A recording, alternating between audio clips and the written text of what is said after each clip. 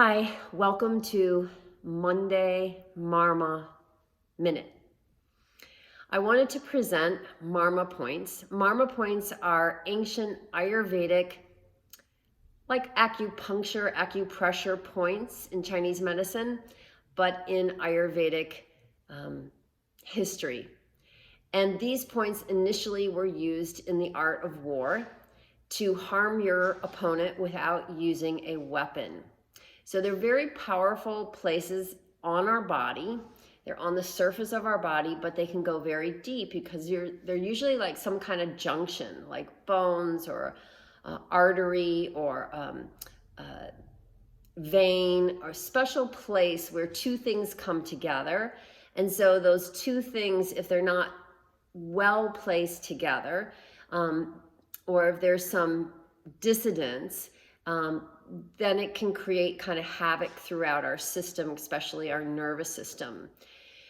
These points are very helpful to awaken us to the present moment, and especially this one that I'm going to begin with, which is called Adipati. Adipati means the master of all marma, so it's the first marma. Adi means first, and Pati means father. So this is kind of like, the head of the family. And there's 108 or so of these marma points. And who knows, maybe I'll get to all of them over the next year or two. So Adipati is found on the sagittal line, the mohawk line of our skull. It's the topmost point of your skull if you're standing up straight, and you can find it several different ways. One is by taking the heel of your hand and placing it on the brow line and just taking the middle finger and stretching it up, and that should be the point right there. Another way is by dissecting the middle of the ear and drawing the two thumbs or fingers up, whatever you use. That should be the same point. Third way is to use 10 of your finger widths, and your finger widths are the perfect ones for your own skull. So there's 4, 4, and 2 more. That makes 10. So all of those ways should get you to the same point, Adipati. And this is the seat of consciousness. So whenever we're losing consciousness, which means we're not in the present moment, this is a good point to massage. This is also the seat of prana.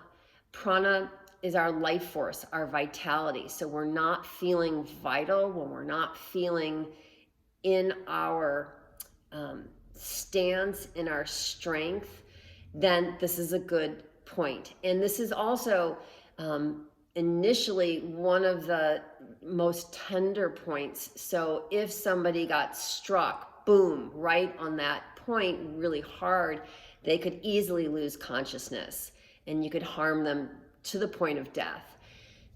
Don't try that.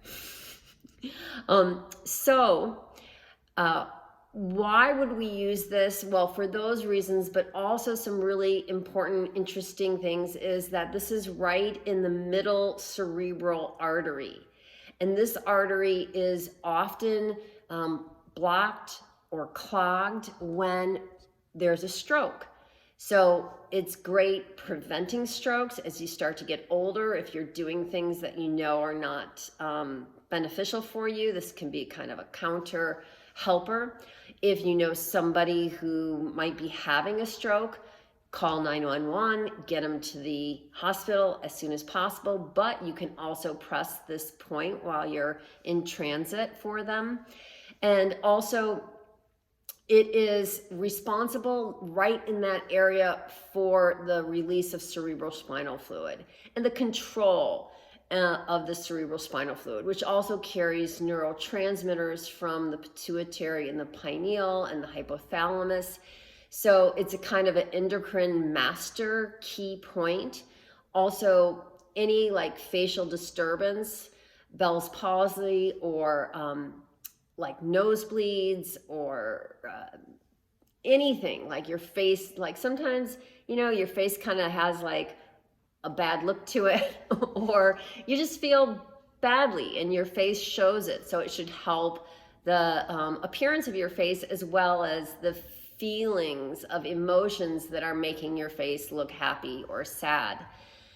So basically, any mental disturbance, this is a great point for. And how do you want to massage it? You want to massage begin to be gentle, and especially if it's tender. If it's tender, my teacher who taught me this point, Dr. Vasant Lad, always used to say, well, if it's tender, you've probably found the right point.